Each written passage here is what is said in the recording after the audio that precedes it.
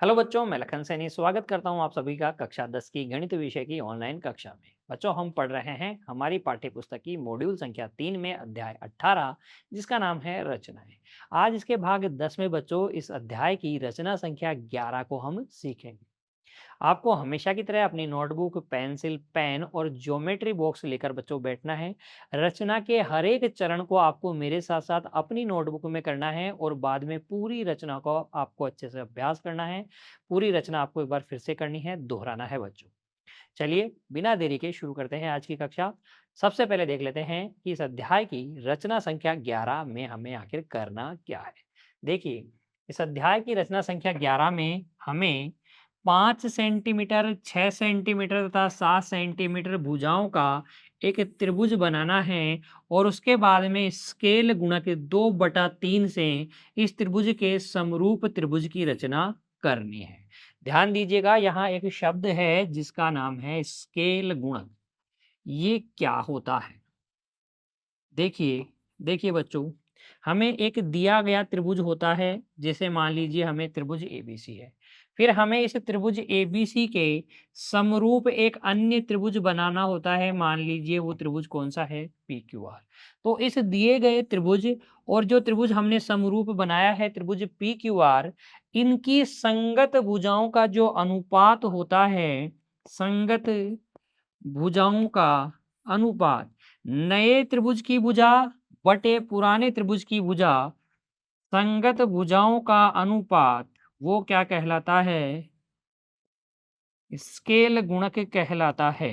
जो आपने नया त्रिभुज बनाया है उसकी भुजा, मान लीजिए पी क्यू, और जो पुराना त्रिभुज था उसकी भुजा, ये अनुपात क्या कहलाता है? स्केल गुणक कहलाता है।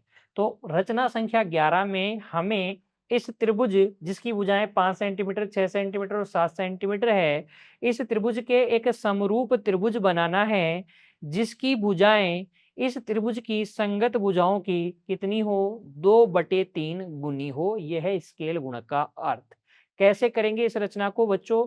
देखिए, रचना के चरण आपको मेरे साथ साथ एक एक चरण को आपको फॉलो करते हुए अपनी कॉपी में भी करना है, तभी जाके आप रचना को सीख पाएंगे। फिर आपको पूरी रचना एक बार फिर से दोहरानी है। क्या क्या सामग्री आपको चाहिए? आपको यहाँ चाहिए बच्चों, देखिए, स्केल चाहिए और बच्चों आपको चाहिए प्रकार। दो चीजें आपको चाहिए, एक तो स्केल और एक चाहिए बच्चों आपको प्रकार। स्केल और प्रकार की सहायता से अब आप इस रचना को कर सकते हैं। सबसे पहले कहा गया है कि एक त्रिभुज बनाइए जिसके अंदर 5 सेंटीमीटर, 6 सेंटीमीटर और 7 सेंटीमीटर भुजाओं का एक त्रिभुज है, जिसकी भुजाएं आपको दे रखी है 5 सेंटीमीटर, 6 सेंटीमीटर और 7 सेंटीमीटर। तो इस त्रिभुज को बनाएंगे बच्चों सबसे पहले। तो देखिए, सबसे बड़ी भुजा है 7 सेंटीमीटर की। तो मैं क्या करता हूँ, एक त्रिभुज की भुजा ले लेता हूँ। सबसे पहले स्केल की सहायता से 7 सेंटीमीटर लंबा एक रेखाखंड खींच लेता हूँ। ठीक है? मान लेता हूँ ये रेखाखंड है मेरे पास BC। कितना है?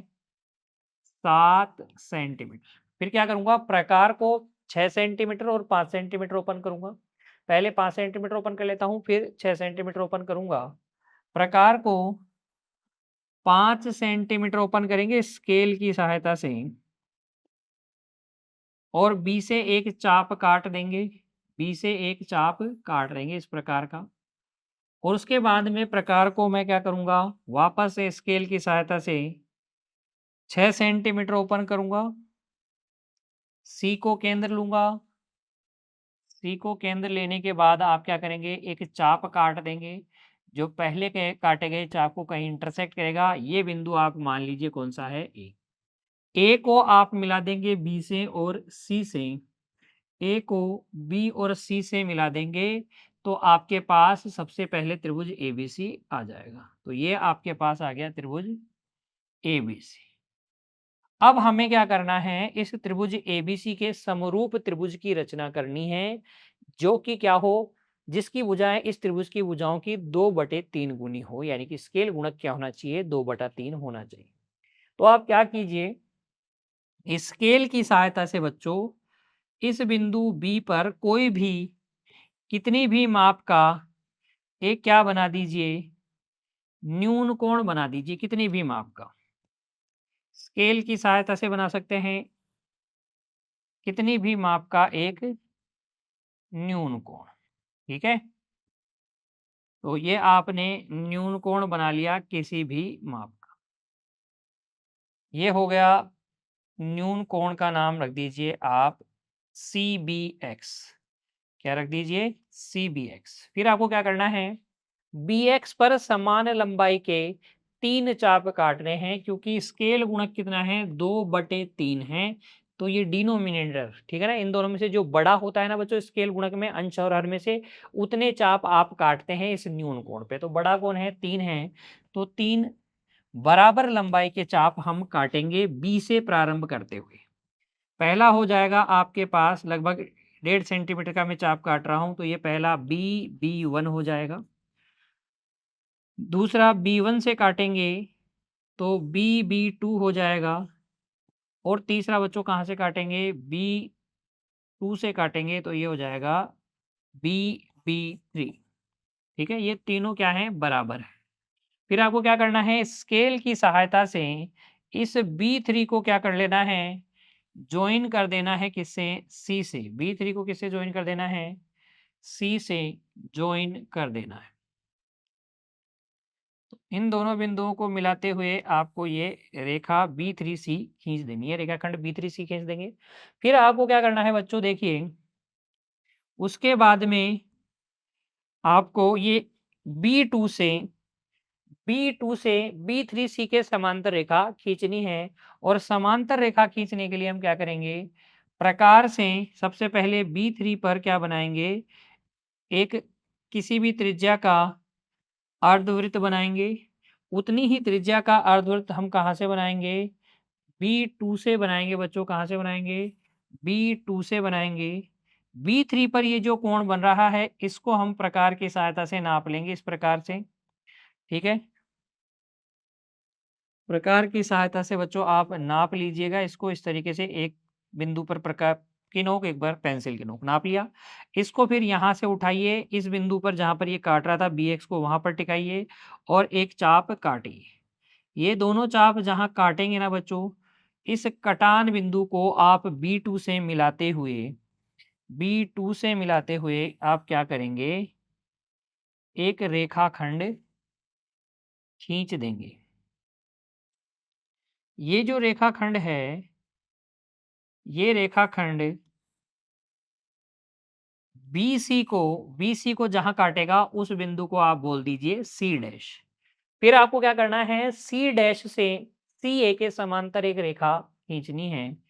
तो कैसे खींचेंगे, पहले C' पर हम क्या करेंगे, एक अर्धवृत्त बनाएंगे। C' पर हम एक अर्धवृत्त या एक चाप इस प्रकार से काटेंगे। उतनी ही त्रिज्या का चाप हम C पे से काटेंगे, C पे से काटेंगे। कोण C को बच्चों हम नाप लेंगे प्रकार की सहायता से, ऐसे पेंसिल की नोक और प्रकार की नोक को ध्यान से देखिएगा, यहाँ से नाप लेंगे। इतना ही कोण हम यहाँ पे बना देंगे। तो संगत कोण बराबर बना देंगे तो हमारे पास समांतर रेखाएं आ जाएगी।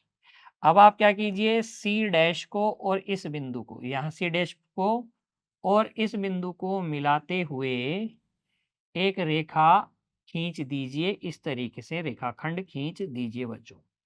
ये रेखाखंड AB को जहां कटेगा वो होगा बिंदु A'। इस प्रकार से आपको एक त्रिभुज मिलेगा बच्चों। देखिए ये जो हाईलाइट मैं कर रहा हूं, ये त्रिभुज आप देखिए, ये त्रिभुज देखिए आप, ये वाला। ठीक है, इस त्रिभुज को आप देखिए,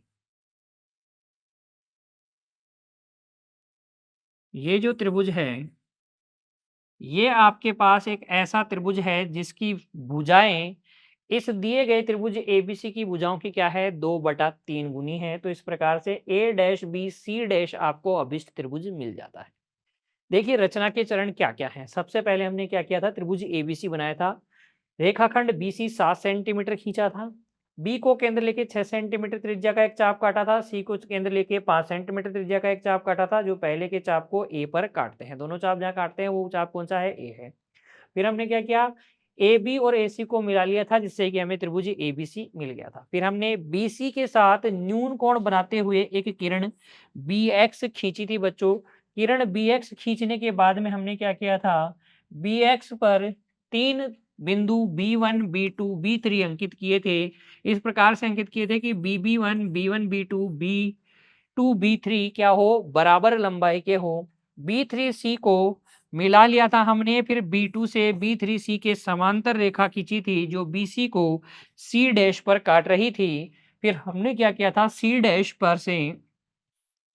से सी ए के समांतर एक रेखा खींची थी, जो ए बी को ए डैश पर काट रही थी। और इस प्रकार से हमें अभिष्ट त्रिभुज ए डैश बी सी डैश मिल गया था, जो कि क्या है, जिसकी भुजाएं त्रिभुज एबीसी की भुजाओं की 2/3 गुनी हैं।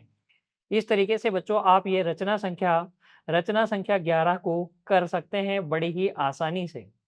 कोई दिक्कत अब आपको इसमें नहीं होनी चाहिए। स्केल गुणक का अर्थ भी आपको पता चल जाना चाहिए बच्चों। क्लियर? चलिए रचना के चरण नोट कर लीजिए और उसके बाद में आपको इस रचना को पुनः बिना देखे स्टेप बाय स्टेप अपनी नोटबुक में एक बार फिर से करना है। अच्छे से इस रचना का आपको अभ्यास करना है बच्चों।